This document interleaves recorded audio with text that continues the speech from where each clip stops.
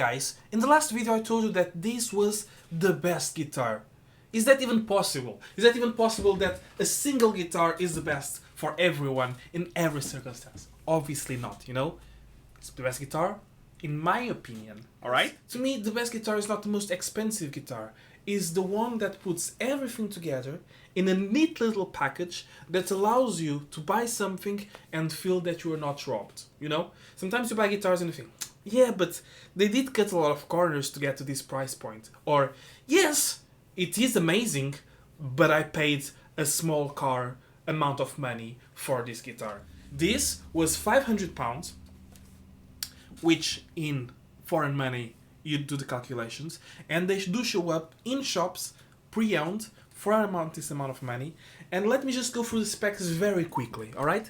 3 side tuners with a design that allows the strings to go straight through the nut. They are locking tuners, like sort of Kluson, but they are made by the people that make the rest of the guitar, or whatever Korean company is making it. It has a roasted mahogany neck, ebony fingerboard, aluminium inlays, and on the side as well, it's like these lines here. I'm looking at the monitor, don't worry about me. This hand brushed finish on the back, mahogany body, bolt-on neck with a little bit of an access heel here, a little bit of an access curves around here. Seymour Duncan 59s, alright. Specifically Shergold made bridge that is very similar to a half Telecaster because it has these 3 brass saddles. Alpha pot, with coil split, 3-way switch, and lacquer finish in amazing, very fashionable, I must say, grey. One standout feature is that it has 42.5mm nut, so it's between Fender width usually and Gibson width, a 12-inch radius, and a slightly shorter scale than a Gibson guitar. Okay? So these are a lot of specs, but what it means is that it sounds great, and it feels great, and it looks great. It kind of looks like it has existed before. It has these nice contours here that allow it for a comfortable playing position, and it's very durable, although it has chipped already here, and I have hit the ceiling with it over here. It has this shield. It's very handy. If someone ever shoots at you, you can use this to defend yourself instead of using a gun. The only thing that I don't like about it is since I'm a noob, and these inlays here are parallel to the strings. When you look down on them, sometimes you can't see the inlays because the strings are blocking them. But there are inlays on the top, so I can just look at them. In the dark, they are not lumen inlays, so they don't shine in the dark. I don't know how easy it is to see in a given situation. It has very steady tuning. It doesn't change if I just let it be. And even the G-string, the G-string tends to stay in place. So how does it sound, you ask? Let me try to demonstrate with my limited set of skills, obviously, how does it sound and why do I think it's such a great guitar.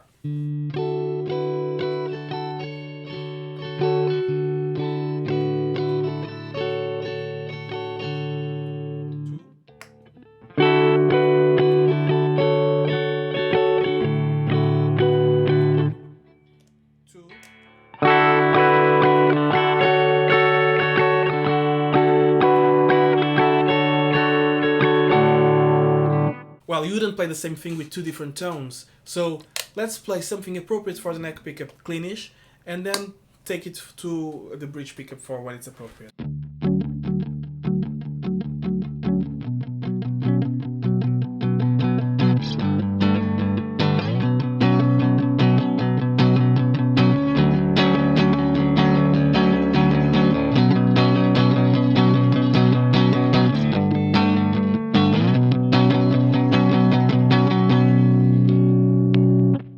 Bridge pickup.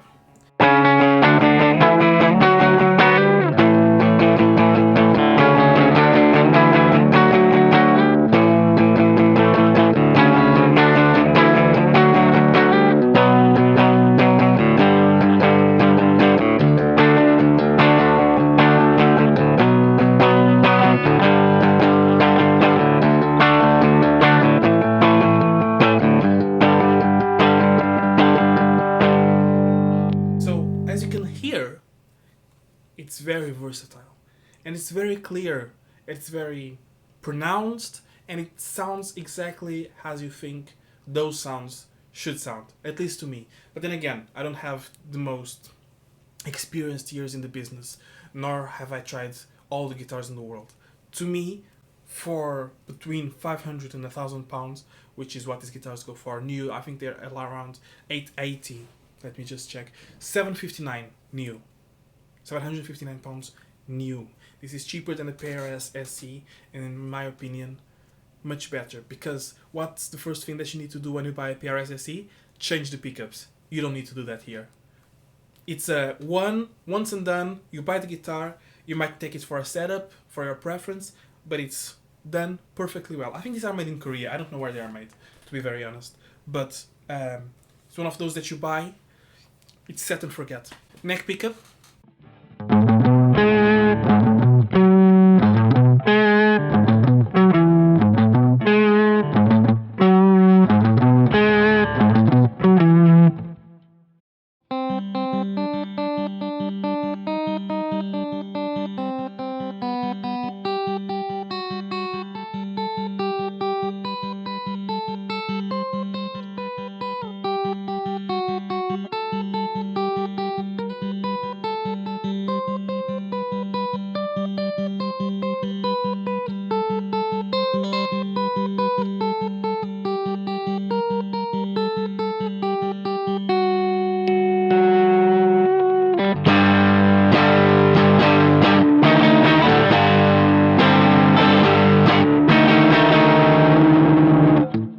So with a change in humbuckers in pickup style and an overdrive, it changes completely the character of the guitar. And there's no sharp end of the frets. They're super smooth.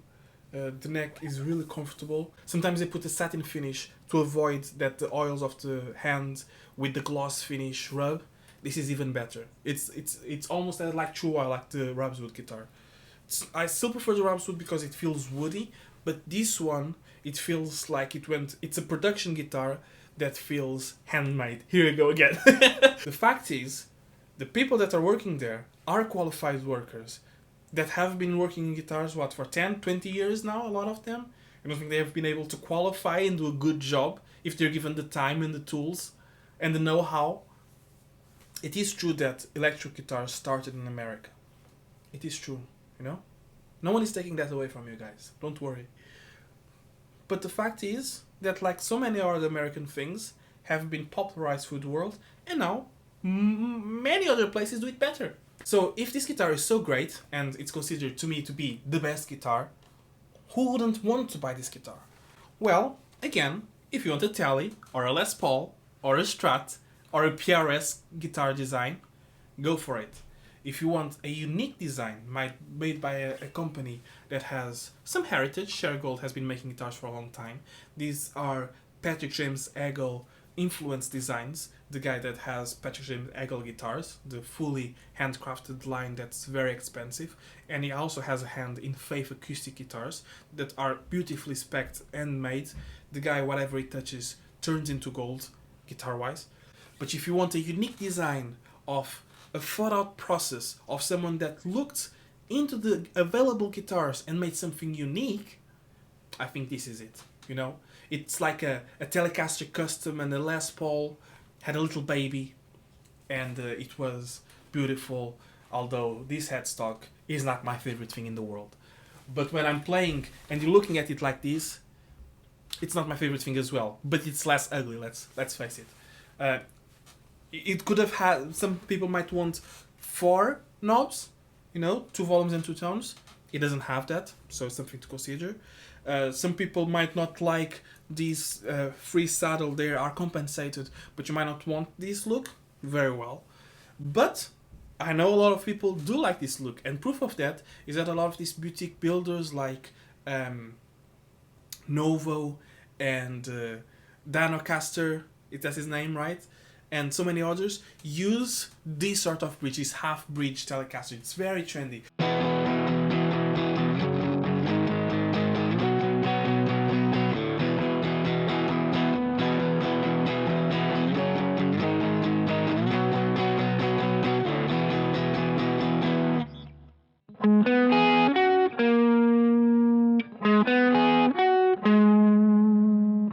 super versatile. You can play whatever you want.